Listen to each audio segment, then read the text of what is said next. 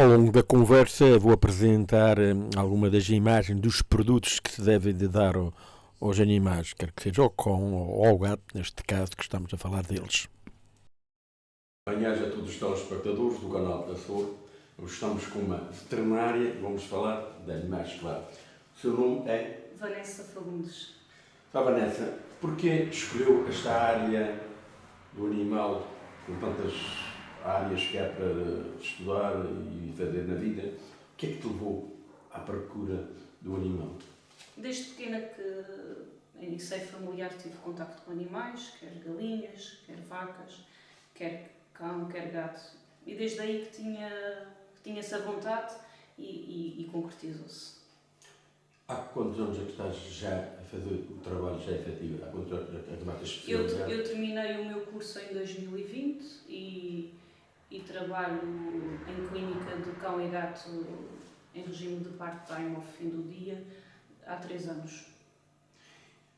Dá prazer estar com o animal, mas também sentes uma paixão, uma dor derivada à doença ou aquilo que o gato pode ter ou o cão? Sim, sinto-me realizada. Claro que existem certas situações, como as eutanásias, em que às vezes é difícil gerir um pouco as emoções, mas no geral o balanço é positivo. A pergunta que eu vou-te colocar é: o animal sente a dor, tem pressentimento que está doente? O animal, sim, nós quando recebemos um animal em consulta em que ele manifesta sinais de doença, manifesta comportamento disso, não é? Fica mais apático, deixa-se manipular normalmente mais facilmente do que um animal sem doença e claro que nós conseguimos perceber isso. Isso leva a que a pessoa, por vezes, é médica do próprio animal, mas não aconselhava. É sempre bom levar ao especialista neste caso da veterinária ou veterinário, para diagnosticar a doença ou a causa da doença. Sim, Como é que vocês fazem quando eu chego lá com um animal, cão ou gato, e digo: olha, o cão está triste ou o gato está triste? Como é que vocês reagem?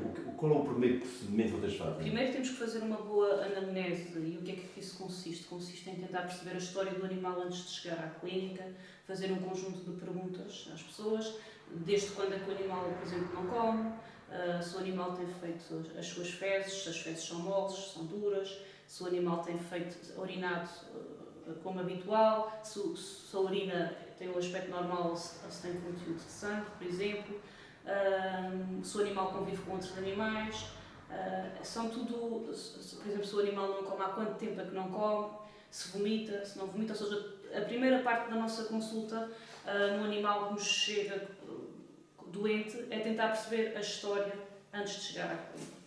E depois tentarmos perceber toda a história, toda transmitida pelo dono, passamos para o exame físico, que é, vamos ao pé do animal e fazemos todo um exame ao corpo do animal e mesmo assim, caso não consigamos ter um diagnóstico definitivo só olhando para o animal e observando certos aspectos, passamos para métodos diagnósticos auxiliares, como realização de análises, realização de raio-x, ecografia e outros procedimentos que nos vão ajudar, em conjunto com os anteriores referidos, a chegar a um diagnóstico. Falas dessa tecnologia nova, mas há uns anos atrás não havia o raio-x, não havia isso. É mais difícil do que hoje. Esses exames, isso tudo ajuda muito, mas o animal, depois de estar em tratamento, deve ou não viver fora do ambiente da casa, ou seja, lidar com os outros animais, o quarto do gato, com outros gatos, ou cães com outros cães. É aconselhável eles não estarem com os gatos da rua, por exemplo, para não for doenças que sejam mais contagiosas ou pode adquirir. Convém estar guardado em casa, guardado para que não saia. Existe em cães e gatos várias doenças que são transmissíveis entre estas espécies. No gato temos a chamada sida dos gatos, okay, que é o FIV, e depois temos a chamada também leucemia felina, que é o FeLV, ou seja, são duas doenças que são muito prevalentes em gatos de rua, normalmente esses gatos poderão ter origem em certas colónias, e esses gatos, quando são adotados pelas pessoas e em convivência com outros gatos, poderá haver um maior risco de transmissão da doença. Por isso, o que nós costumamos fazer nesses gatos que nos chegam à consulta é alertar o dono para fazermos o check-up, para ver se têm ou não essas doenças. Caso não tenham, tudo bem, vacinamos e podem entrar em contacto com os outros gatos lá de casa. O que quer dizer então é que hoje eu não tenho um gato, porque morreu, e eu encontrei, ou deram-me, ou fui buscar um gato, convém de início, a primeira coisa... Ir à consulta do veterinário para nós fazermos um check-up, se tem alguma doença que tenha apanhado na rua, de forma a não pôr em perigo os animais que a pessoa já tem em casa. Essas doenças, alguma delas dos gatos, é transmissível ao ser humano? Não. Não há. Não há. Portanto, aquelas histórias de dizer, o meu gato tem essa doença, mas não fica no meu quarto, ou isso aqui. Mas já o cão não é bem assim. Já falei aqui das doenças infectocontagiosas do gato, as principais, e quero falar também do cão. Sim, o cão já faz diferença. O cão tem outro tipo de doenças e uma delas que é contagiosa entre eles, entre os cães e entre o cão, e que poderá, nem sempre, mas poderá haver um risco, é a leptospirose. Okay? E surge porquê? Entre o cão e o ser humano? Porque a leptospirose é uma doença que afeta, a leptospira é uma bactéria que é transmitida pela urina dos ratos. Existem várias serovares da leptospira, mas muitos deles infectam-nos. Okay? Ou seja, o cão pode apanhar uma leptospira do rato e depois está a transmitir aquela leptospira na urina do mesmo, e nós, por contacto com essa urina ou por contacto com o próprio cão, podemos apanhá-la. Não acontece sempre, mas por isso é que nós recomendamos sempre os donos vacinarem os cães. Por isso é que é curioso, porque também o gato também apanha ratos e podia também apanhar. Sim, mas o gato não manifesta essa doença. Não? Porque rato é rato, urina é urina, podia ser. Sim, mas não há. Mas não há é tanta, o cão que transmite, não há o gato. tanta O gato prevalência não há tanta prevalência no gato. O cão tem uma maior prevalência. Nesse caso temos que ter mais cuidado com o cão no quarto de cama. Temos que vaciná-los. Apenas isso. É a base, porque um animal vacinado tem muito menos probabilidade de vir a manifestar a doença. Okay? Nota-se no cão esse sintoma? Do quê? Desta doença? Sim. Sim, são. Qual é o sintoma que a pessoa está atenta ao Esta cão? doença tem um sintoma que às vezes nós desvalorizamos, que é o animal. Não, é como se tivesse uma febre, em termos iniciais, mas depois tem um desfecho rápido nos dias a seguir. É como nas pessoas. As pessoas que têm leptospirose começam as pessoas ficam com dores do corpo, demonstram sinais de febre, mas depois, ao fim de algum tempo, aquilo é fatal quase. Por isso é que é importante vacinar os animais, okay? E os animais que não são vacinados e que começam a manifestar sintomas de doença, vir logo ao veterinário, porque poderá ser a leptospirose. Por isso, a leptospirose não acontece também numa escala enorme nos cães. Acontece principalmente em cães de campo, não é? Cães de vacas, por exemplo, que têm uma maior relação ali com os roedores e são os que manifestam mais a doença, e normalmente, em termos finais da doença, eles já começam as mucosas bucais já ficam todas amareladas, a parte leva à morte ao cão. Leva à morte em caso de não tratamento imediato. O tratamento... E mesmo com tratamento, às vezes o prognóstico é reservado. Se não for mais no início, pode complicar. É reservado. Outras doenças do cão que se pode detectar? Do cão, temos a parvovirose. É uma doença que manifesta-se em animais, em cachorrinhos, e por isso é que é muito importante a partir da... Qual é o sintoma? Eu tenho um cão e queria saber este problema. O que é que é É um sintoma que as pessoas vão notar logo, porque o parvovírus afeta a mucosa intestinal e então existe uma lesão dessas mesmas células, o que vai levar a uma necrose, e o animal vai ter uma diarreia muito acentuada, mal cheirosa, e é uma castanhada muito escura, ou seja, é porque aquilo é sangue digerido, não é? Basicamente a mucosa é lesada e aquela mucosa é expelida pelas fezes e nós vamos ter umas fezes mais escuras e muito mal cheirosas. Por isso é um sintoma muito característico. Quando a pessoa nos chega em consulta com o animal, nós conseguimos perceber por essa evidência. Por isso é que é muito importante vacinarmos os cachorros desde os 2 meses, para impedir essa situação. Eu sou uma pessoa que amo e gosto dos animais e não quero que eles tenham nada, ir com intervalos a uma clínica para eles me verem e analisar o meu estado do meu animais? Quanto é o intervalo que se deve O que fazer? nós recomendamos é um animal a partir dos 2 meses deve vir à clínica para nós iniciarmos o protocolo vacinal. Normalmente consiste nos reforços vacinais e na desparasitação e numa avaliação do estado geral do animal e ver se tem algumas doenças anteriores, como certos vírus de rua, que às vezes possam apanhar, no caso dos gatos. E depois disso, depois dessas consultas iniciais em fase de cachorro, é anual. A frequência deve ser anual, mas claro que os donos têm que ter sempre o cuidado de fazer uma desparasitação várias vezes ao ano e com maior incidência nas épocas de mais calor. E ter sempre cuidados com a alimentação, porque a alimentação é a base para termos um organismo saudável. Okay? Os cachorros, por exemplo, é importante investir numa boa alimentação, porque estão em crescimento, têm umas necessidades energéticas maiores, por isso é importante investir em rações mais energéticas e mais adaptadas a essa fase. E animais com maior tendência para a obesidade, também investirem em rações adaptadas a essas situações. Sobre isso, os animais também têm as suas vitaminas, as proteínas que se vende para se dar na alimentação, na água, na comida? Temos sim senhor, temos vários tipos de vitaminas. Temos aqui os omni-omegas, ok? Qual é a finalidade dessa vitamina? Estas vitaminas são à base de ácidos gordos e tem uma finalidade de... Ou seja, este complemento de ácidos gordos normalmente tem componentes anti-inflamatórios e recomenda-se também em animais que têm uma maior tendência para problemas dermatológicos. Isso é para cão e para gato? Para cão e para gato, ok? E depois também temos aqui estes componentes que atuam aqui ao nível ósseo, okay? Ou seja, para animais que estão a entrar numa idade mais avançada, de prevenir aqui a parte das artroses, está bem? A parte óssea, tal como o ser humano. Também tem que ter as mesmas vitaminas, proteínas e tudo isso para... Exatamente. E depois temos aqui estes suplementos que também são à base de ômega 3, como referia anteriormente naqueles medicamentos, mas também à base de cannabis.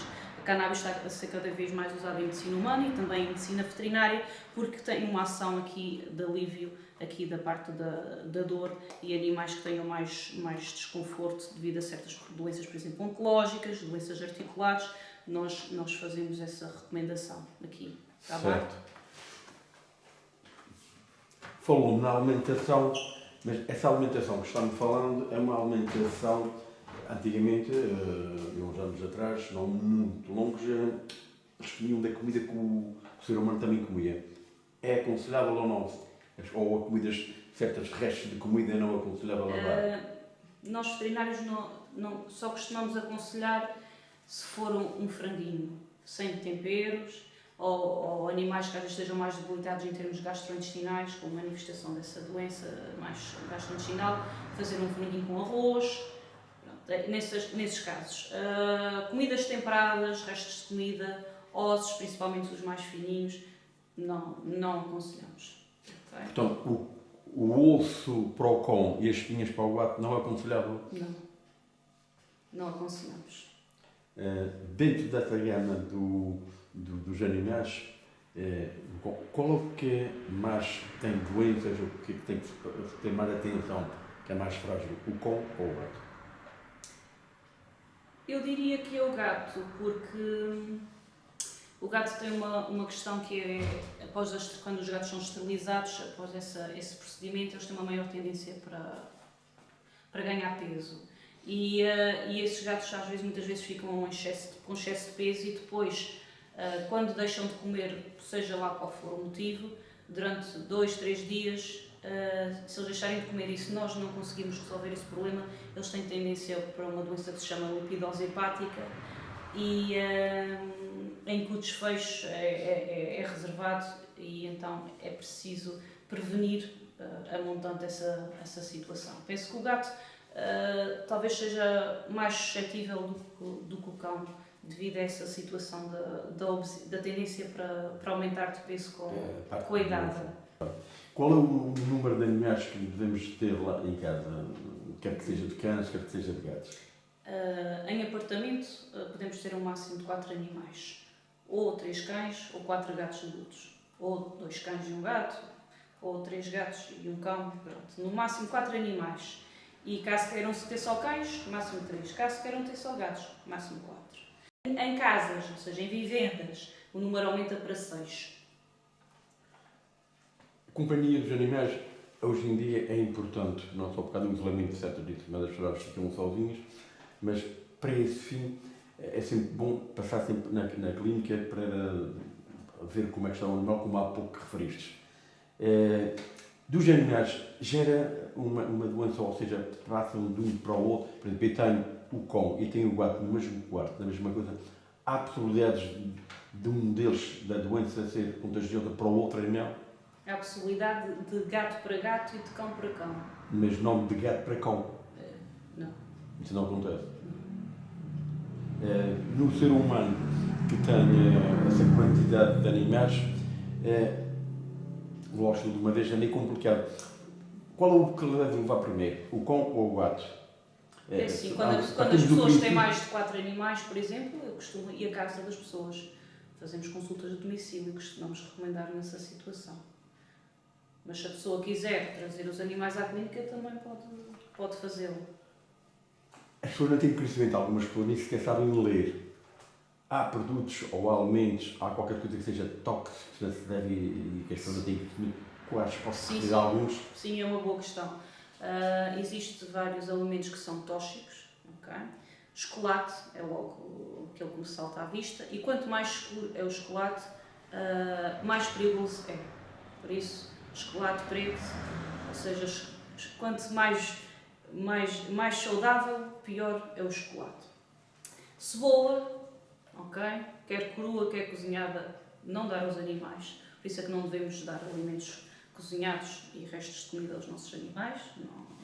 Não é aconselhável. Leva a que tipo de doença ou o que é que leva ao animal? É uma inflamação? É tóxico, ou seja, o animal pode ficar intoxicado, ter sintomatologia de intoxicação e depois, claro que essa intoxicação vai ter uma sintomatologia de origem hepática. Okay? Por isso, então, quem tem animais, mesmo que sejam de casa ou da rua, a comida que seja cozida ou que seja assim, deve tentar retirar para o lixo e não dar ao animal, quer que sejam dos de casa. A pessoa, se quiser dar comida ao animal, é um franguinho sem nada.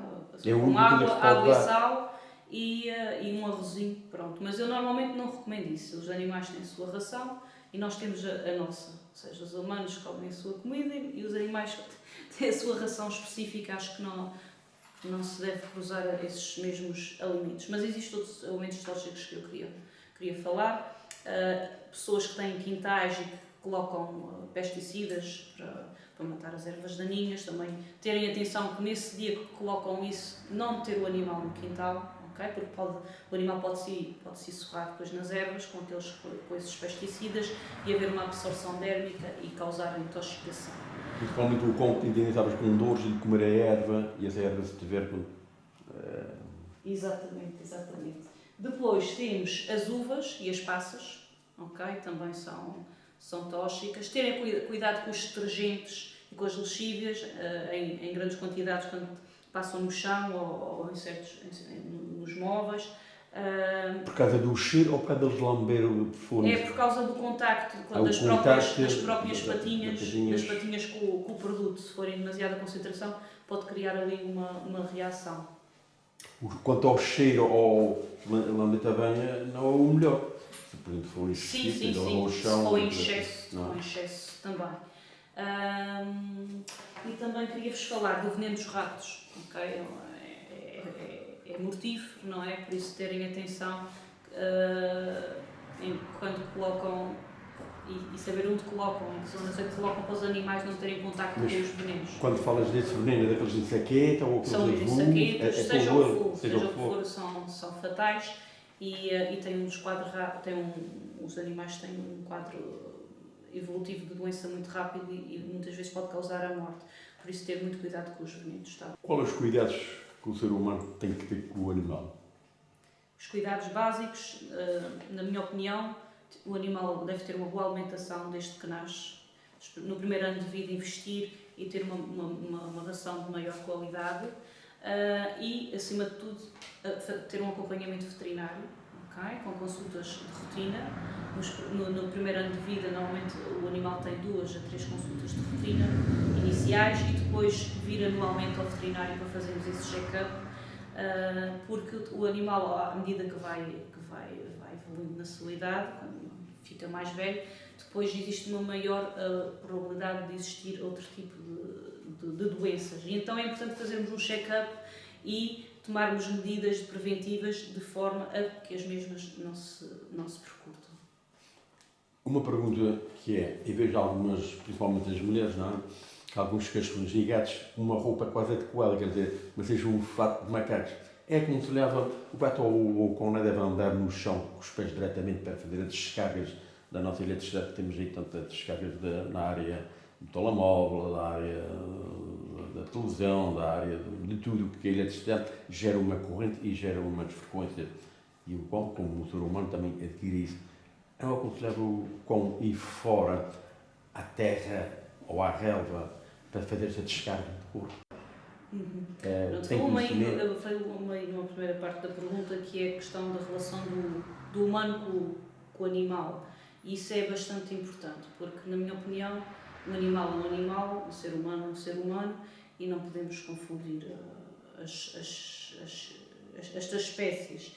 Eu gostaria de falar que cada vez mais se vê e cada vez mais se escute que os humanos cada vez mais humanizam os animais, ou seja, tratam muito cada vez mais os animais como se fossem os seus bebés. É errado.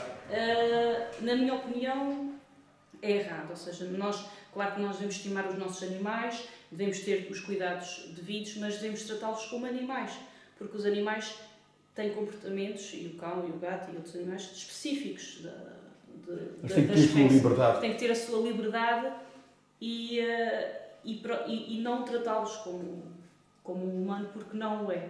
Okay? Devem ter a sua alimentação específica, devem ter o seu espaço, a sua liberdade. Os donos devem perceber, na minha opinião, antes de adotar um animal, é importante que os donos estejam preparados para o adotar, não só em termos monetários, mas também ter a noção de que os gatos têm um certo tipo de comportamento, que os cães têm um certo tipo de comportamento e adaptar-se a essas mesmas novas realidades. O que é que se deve fazer, ou seja, tem conhecimento de que há animais que estão soltos no caminho, que sejam abandonados? Os animais, nesse sentido, está melhor, ou seja, os animais estão cada vez mais... Nós veterinários somos obrigados a colocar chip em todos os cães e agora, há poucos anos, também nos gatos. Ou seja, o que significa que muitos dos animais já estão identificados com o microchip e quando uma pessoa encontra um animal na rua pode dirigir-se à PSP ou pode se dirigir a uma clínica veterinária onde nós fazemos a leitura do microchip com este equipamento. Portanto, esse equipamento indica o dono do animal e vocês entram em contacto com o dono do animal. O dono vai com o animal à PSP ou à clínica. A PSP depois vai contactar com o veterinário municipal e o veterinário municipal irá fazer a leitura do microchip no animal. E depois de obter o código desse microchip, vai ao nosso programa de registro animal e vê se aquele microchip está associado a alguma pessoa. Claro que ainda poderá haver casos em que o animal que foi encontrado não tem microchip. Aí é muito difícil. Nós aí nessas situações costumamos colocar...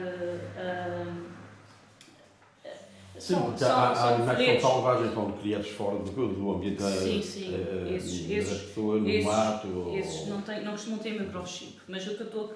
Felizmente, há uma sensibilização cada vez maior de identificar os animais e é possível um animal que se encontra perdido muitas vezes ser entregue à sua família. Okay? Bem, a gente praticamente estamos no fim deste programa sobre o animal. O que há mais que possas dar a entender às pessoas para elas terem um conhecimento mais vasto sobre o animal? E já falámos de saúde, já falámos de alimentação, já falámos praticamente tudo. Mas já tem coisas que ficam atrás. Gostaria de falar da parte comportamental. Acho que quem adota um gato ou um cão tem que ter a noção dos comportamentos base desses animais. Por exemplo, os gatos são uma espécie muito mais independente do que o cão. Gosta de estar no seu espaço, gosta de arranhar, porque é o instinto que ele tem de natureza, não é? Por isso, uma pessoa que adota um gato pela primeira vez, que nunca tenha tido um gato, é importante essa pessoa ter a noção de ter arranhadores, de ter água à disposição, porque são animais que às vezes não gostam muito de beber água, mas nós temos que estimular esse hábito de beber água. Por exemplo, a zona de alimento, a zona da tacinha com a ração, não colocar em zonas de passagem. O indicado é colocar em zonas mais isoladas, para que eles, quando estejam a comer, estejam tranquilos, hoje em dia, sem ninguém os perturbar. recipientezinhos, ao lado está a água e ao lado está a ração. Sim, não costumam recomendar o recipiente de água está ao lado da ração. Mas isso aí fica ao critério de cada dono. Mas o que eu costumo recomendar é não ter ração em zonas de passagem. Por exemplo, a cozinha. Nós vamos muitas vezes à cozinha, às vezes metemos ali o alimento mais perto. Convém ser numa zona em que o animal esteja mais isolado, sem muita gente a passar, para ele desfrutar da refeição e não perturbar naquela ação que é essencial para ele. Mais questões aqui dos nossos gatos. Já falei, acho que nas duas principais, a questão da água, porque eles com a idade têm tendência a ter problemas renais, por isso nós temos que os forçar a beber água e há hoje em dia no mercado fontes de água que como aquilo está sempre em movimento, eles gostam daquilo, gostam daquele barulho e daquela dinâmica da fonte e têm uma maior apetência para isso. E ter cuidado com a obesidade nesses animais. O gato gosta de brincar. Que tipo de brinquedos é que se deve dar ao gato para eles brincar?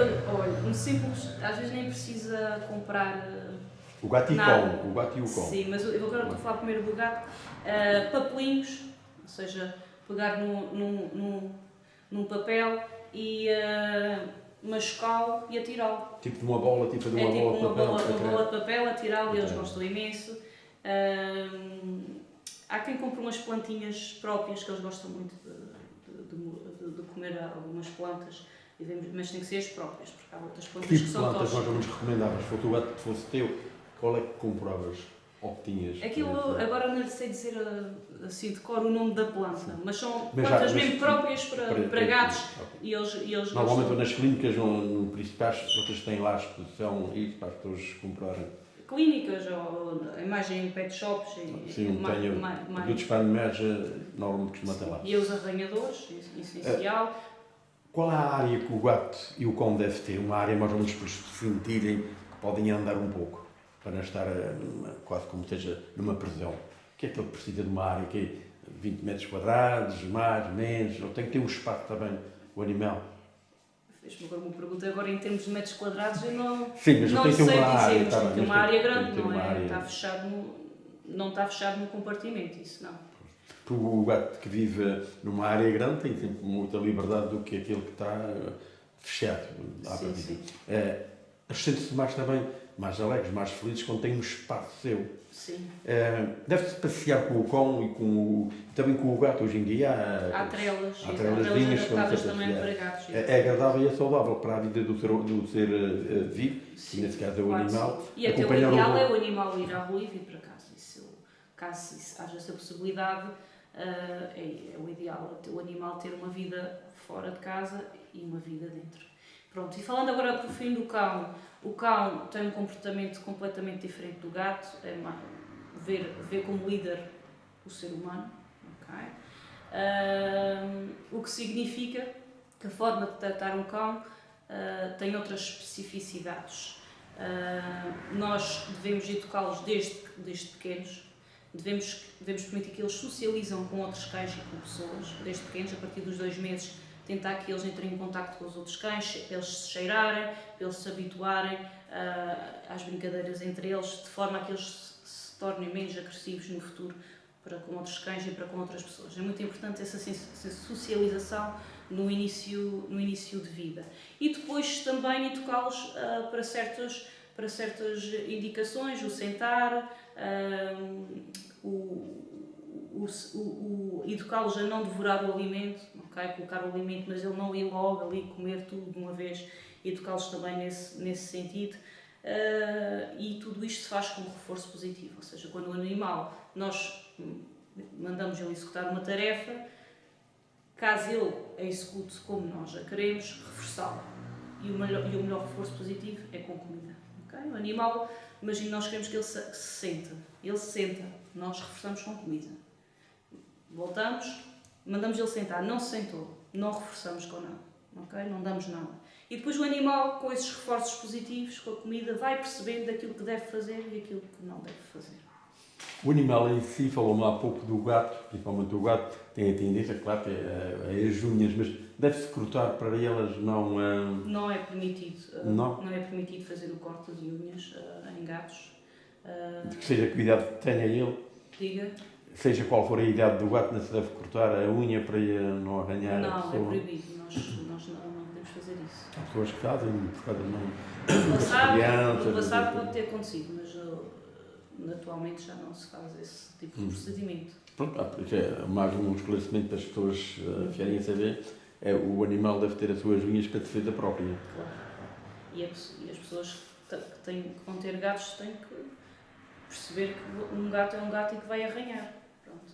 Claro que há proteções de se faz, há proteções de muita coisa, mas claro que um gato é um gato. Não sei se tem mais alguma coisa que ainda tenha feito a pergunta e que queira dar uma explicação ao telespectador, porque eles gostam de saber e gostam de ter conhecimento. E ninguém melhor que possa dar que vocês que estão nessa área da saúde do animal. Acho que tocamos nos pontos fulcrais. Queria fazer um agradecimento pelo convite e por conseguir expor alguns pontos que achava relevantes aqui para a população ter conhecimento. Quem sabe mais daqui uns dias ainda faz um outro programa sobre uma alimentação mais e outros detalhes que o animal precisa, porque temos sempre a aprender e a desenvolver temas, e estes temas forem do conhecimento público, melhor para o dono e melhor para o animal. Claro que sim, e também já agora só queria finalizar que a veterinária não é só cão e gato, temos outras espécies. A minha colega depois fará outra entrevista consigo sobre a parte dos grandes animais, mais especificamente aqui das vacas. Mas temos outras áreas na medicina veterinária, temos a medicina de exóticos, animais exóticos. Na ilha temos essa... Já temos alguns veterinários, já existem animais veterinários que se estão a especializar nessa área, uma área em desenvolvimento. E depois temos a medicina veterinária também atua ao nível da saúde pública, ou seja, todos os alimentos que o humano ingere foram rastreados e tiveram que ser avaliados por um médico veterinário, ou seja, quando há uma inspeção sanitária no matador, está um médico veterinário a inspecionar as carnes que nós comemos e todos os procedimentos de forma a garantir que os animais são abatidos com o máximo bem-estar animal possível. Pronto, e só tenho a agradecer, o canal tem a agradecer pelo esclarecimento, para os telespectadores, que ficam a saber um pouco mais dos seus animais de estimação e até uma próxima. Muito Obrigada. Sim, bem-aja a todos. Quando fiz o canal, eu disse que o canal que era diferente de alguns, e é, porque não só tratamos também de saúde do ser humano, como de animais. E outros programas mais virão diferentes, porque a finalidade deste canal é divulgar aquilo que é nosso, aquilo que se faz na nossa ilha, que se faz nos Açores, e é para esse fim que eu estou a trabalhar. E trabalho com prazer, com gosto, a dar a conhecer aquilo que é nosso.